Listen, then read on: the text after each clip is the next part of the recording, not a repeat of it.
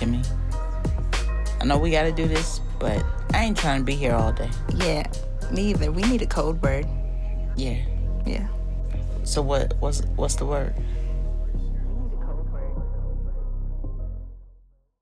Welcome back to We Need a Code Word with Aisha and Jess. I'm Aisha.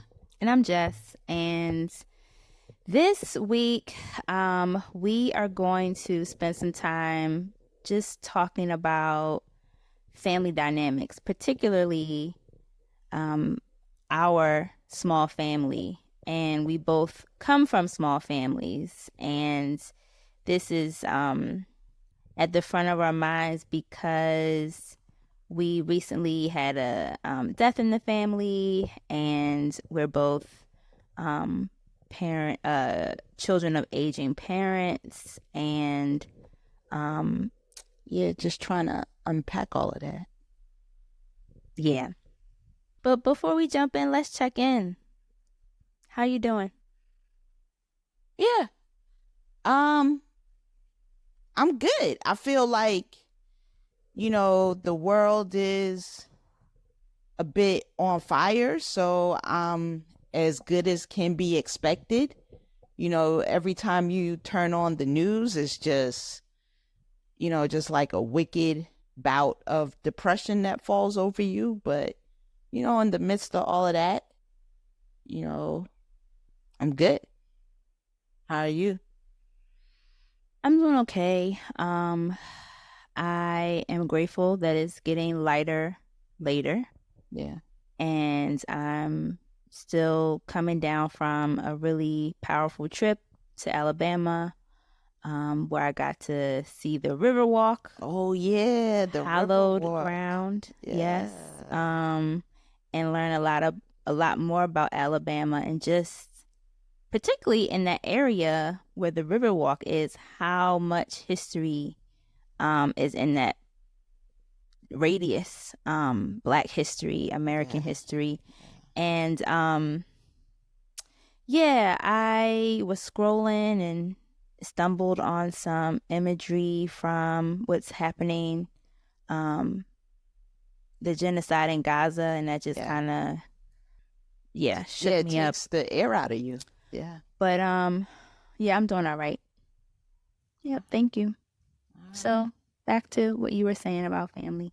Yeah, I mean, the past couple of weeks have been, a doozy. Being a part of a small family and, having to rally because there's not many of us. And, just navigating all of that and feeling, my heart going out to my cousin who's a only child and losing his mother. Yeah, so it's just brought up a lot of things around, estate planning and family dynamics and all of these things. Yeah, I feel like also sensitive to this topic because it's very personal. Yeah. And I think sometimes we don't, think about these things until crises or something happens and you have no choice but to think about them. I'm an only child. I was raised by my mom, who had a lot of siblings, 7, and I have a gang of cousins and second cousins, and my dad was adopted into a small family, and so I'm like the last Solomon. That should be like a movie, The Last Solomon. But yeah, like the older I get, the more I'm aware of that. Yeah, and as I myself am healing and looking at the dynamics of my small family on my mother's side, She has uh she has 3 sisters and 1 brother. My father is an only child. um for my mother, she only had 2 children. My dad has you know a large number of you know children, but still, the family still feels really, really small. So some of the dynamics that come And we have a yeah, one. we have an only child. Yep. Yeah, and having a only child as well, just thinking about that stuff for him, and especially watching my cousin deal with you know his mother passing away. Yes, it's just a lot, right? But small families can also enjoy close relationships. But I think what we're talking about is like sometimes it doesn't manifest that way, right? And when close family relationships are missing, or they're not quite what you need, you have to really dip into community, right? Your relationships with your friends get deeper, and even other family members, those relationships could be deeper. Like, for me, my best friend is like, she is my sister, right? And my niece China, she feels more like a daughter than a niece. you know um I think about my, and also want to acknowledge that my mom, I think she thought about me being the only child. And so my best friend, Michelle, who I've known since I was 6, we are still best friends.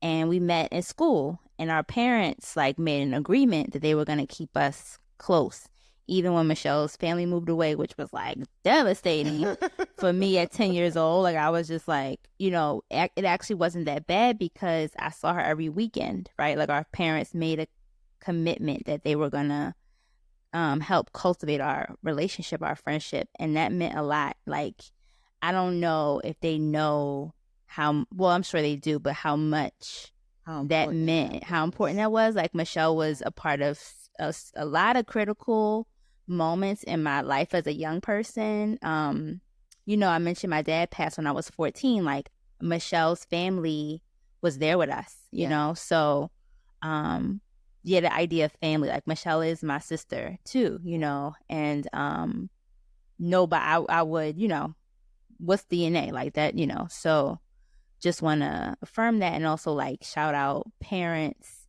in thinking about community for their only children. And that's really dope that because I never even thought about it that way, right? Being a single parent myself to an only child, like I don't think I necessarily did that like with a like one particular child, right? Cultivate that relationship for Ali. I don't think, I know I didn't, right? But fortunately, there's been at least like one relationship that the universe made sure that that young man and Ali, their relationship continued throughout the years. But yeah, it wasn't intentional. So like the importance of that. And I see how your cousin is doing that for her son. Yes. So my cousin has an only child, and he is 8, and his best friend is a part of our family, and they alternate between families. And it does make me think about Michelle, and I have like a soft spot for him, the friend, because it reminds me of, when I was the person tagging along with Michelle's family, and it mattered. It really did. So yeah. And I love how your family gets together periodically to celebrate like birthdays and holidays. When we were dating, that was something that was like really, pronounced for me. Yeah. Like how. Yeah. I think, at one point I thought we lost that recipe after my grandparents transitioned. They were the pillars of the family. Everything was at their house. And then when they transitioned, the house went away. And so we didn't have that place to go. And for a good chunk of time, we didn't have a thing that brought us all together. And when my mom moved into her house, she decided to renaissance, like bring it back. And so that was a fairly new development, and actually the pandemic helped accelerate it because there's nothing else to do, right? Like, and the world is ending, we want to be with our family, and so it actually helped us get creative about getting together. Yeah. And in my family, because we left Jamaica and a fraction of us came to the United States, and another set of cousins went to London. Going back to Jamaica in the summertime was that time for all of us to like reconnect and have memories and so on and so forth. And when my grandmother got sick and passed away, those summers back to Jamaica like stopped. And we haven't really as a family gotten back to that. But I think this Christmas, when we were in Jamaica seeing my cousin from London, it kind of reminded me of how much I missed those moments. Yeah. I think with small families, traditions, there's somebody who has to be the keeper of them. Yeah. And I think, at least in my experience with my large extended family, we just assumed that somebody was going to do it.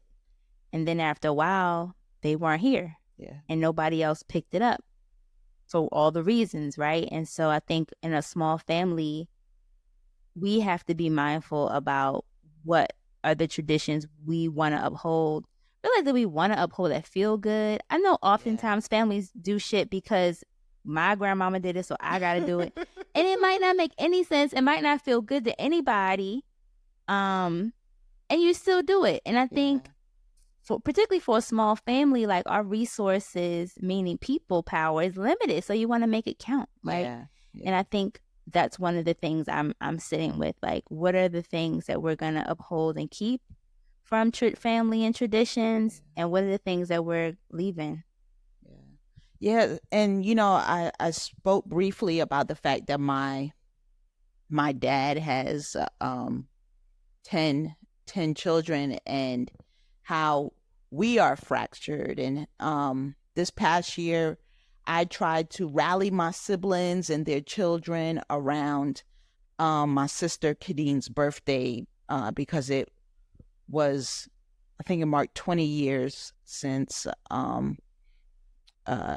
Kay's passing. And some of my older siblings opted out because they thought like the older generation would have been in the room, or other people were upset that, just the stuff of the older generation prevented, some of my siblings from participating. But those of us that attended, like, we really realized like, we have to co-create what our traditions will look like, right? We have to be intentional about, coming together from across the United States to get together on some frequency. Yeah. Well, what do you enjoy about being in a small family? I think I'm just learning about the enjoyment piece, because I really think things weren't that great growing up. So, I am really now leaning into how do I make this experience different for my nieces, my nephews, my son. How do I reconnect with my siblings, my cousins? How do we change it? Because we all recognize that it isn't the best and it's not what we want. And we just have to realize that we have the ability to change it. Yeah. Right? So, Yeah. what about you? What are the things you love about your family? Well, I think, God has a sense of humor. So I think it's funny that I have a stepson who was an only child, right? Yeah. And so he was raised by his mom. And so I feel like I'm kind of the only child.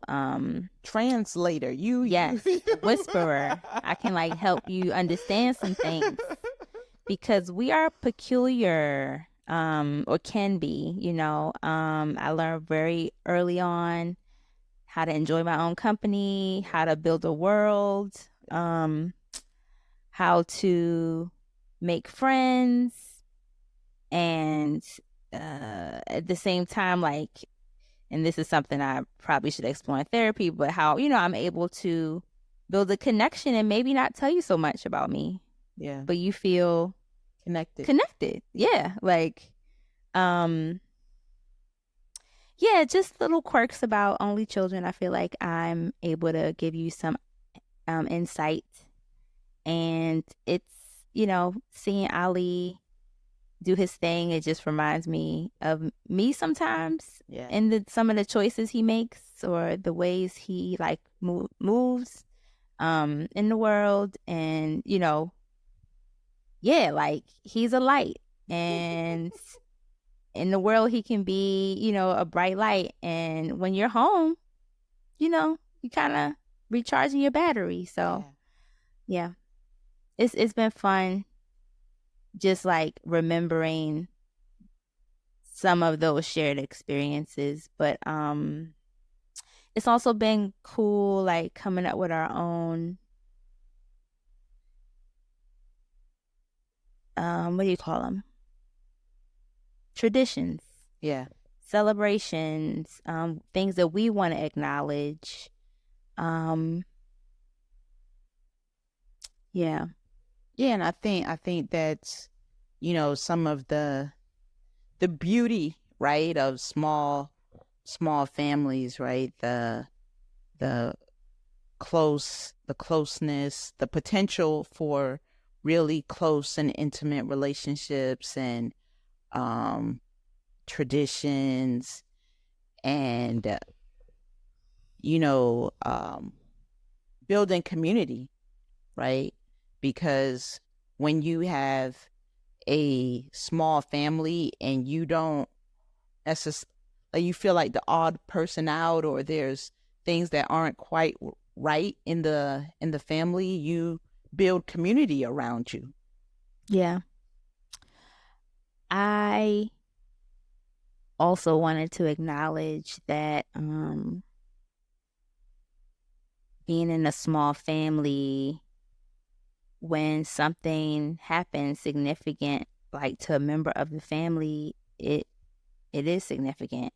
Yeah. And I think, as, we have aging parents, I think it's important and I do this with anybody I'm working with or starting some kind of relationship with, pick the times when y'all are in a good place. Use those times to have hard, uncomfortable conversations. Yeah. I'm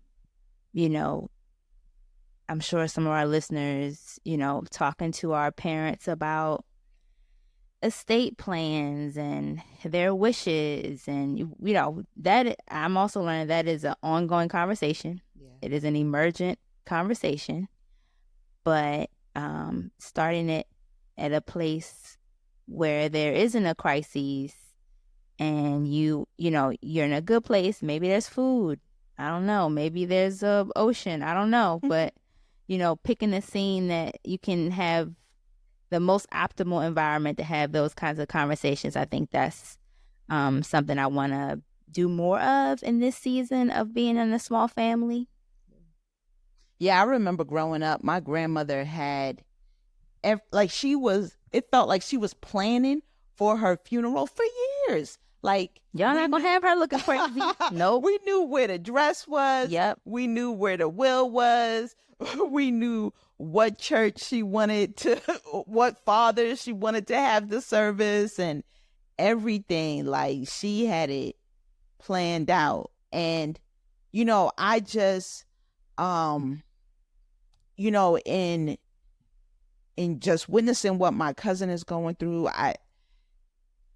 the last thing that you want your loved ones to do when you transition is to have to grieve and figure out everything, and deal with any legalities or anything like that. So as much as you can do the estate planning and break it up in how many pieces of conversations you need to have.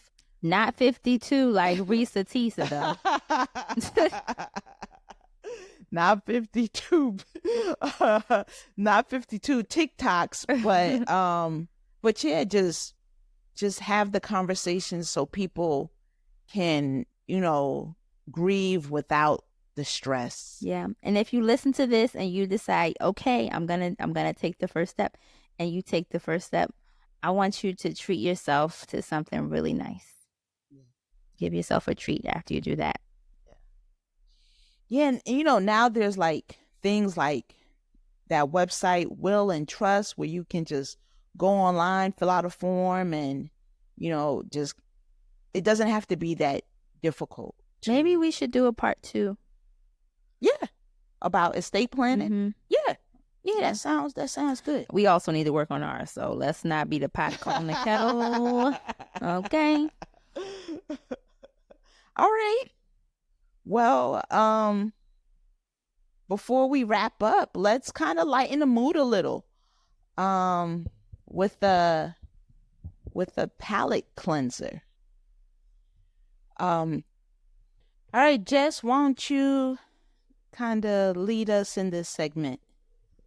All right, so for our palate cleanser, I am pulling a card from one of my favorite decks. It's called No Wrong Answers. And it is a deck of a deck of cards that are conversation starters. And it says, the least pressing, most important questions you never thought to ask. And the questions were written by comedians. And it's just a great, party trick and tool. I'm a facilitator, so I love a good tool that I use often. And I pulled a card from the deck, and it says, you're cast on a low-budget dating show. How are you making your grand appearance in the season premiere? Now, as much as reality TV as we watch now. Wait a minute. Say it again. Yeah. You're cast on a low-budget dating show. All right. Low-budget dating show. Okay. How are you making your grand entrance in the season premiere? I can come up with a concept if it's helpful. Yeah, please. Please. Excuse me. There was a show called Next Bus. I think it was called Next. And the way it worked, it was like a dating show on a bus. Oh, okay. Yeah. And they would pick up people, and the person would get on the bus, and then it would be like a montage of who they are. Uh-huh. So like, I'm making this up. Aisha, Zookeeper, Leo, whatever, right? Yeah. So let's say you're getting on the bus. Uh-huh. I'm getting on the bus. I would do something silly, right? Like, when I was stationed in Korea back in the 90s, like all we used to do is watch movies. So I spent years like studying like Life and Friday and da da da da. And I would probably get on the bus like saying some crazy line. But what would you say? I think it would depend on the moment. Like maybe it might be like do do do do do 4557. do do do do. Is that from Life? No. It was from it was Mike Epps and Ice Cube. What's the name of that? Blue Street. Oh, Was it Blue Street? Dang, it was one of those. They were cops. Ice Cube was he was a bounty hunter. Yeah, Ice Cube was the bounty hunter. Like I'm gonna have to find what was the name of the movie? All right, Okay. I'm gonna find that. But what about you? What would you? I think I would be goofy too. I think I would come on the bus and I would bust out my harmonica. Mm-hmm. Yeah, because I feel like that's all about the Benjamins. Yeah. That's the thing that I would want people to immediately. But then we would be weird. But like then, because nobody else would do it, they would totally. No, but I want them. Like for me, I'm talking about like lines, like it's like a dog whistle. Like I know what you're saying. Yeah, I know, I get it. So if you don't know what I'm talking about, then it's probably not going to work anyway. But okay, right. So they will probably kick you off the bus. Let's be real. So they kick you off the bus, but America would love you, and then you would get your own spinoff show. That's what I'm talking about. See, to find true love, it would be called 40. What was it? Would you say 45, 57? Yeah, it'd be like Aisha goes on a lot of dates, 45 or 57. Like they would totally rebrand it. Yep. So that's the question. All right, that was dope. Well, I think we've come to the end of the episode. Yeah.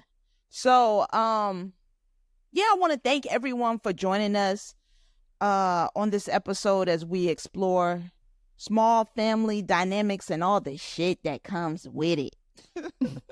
Where is sauce coming from, ma'am? At the end of the show. 45, 57. All right, y'all can catch We Need a Code Word wherever you listen to podcasts. And we wish you and your small family, large family, lots of peace and love and ease. And we will catch y'all next time. Peace. Peace.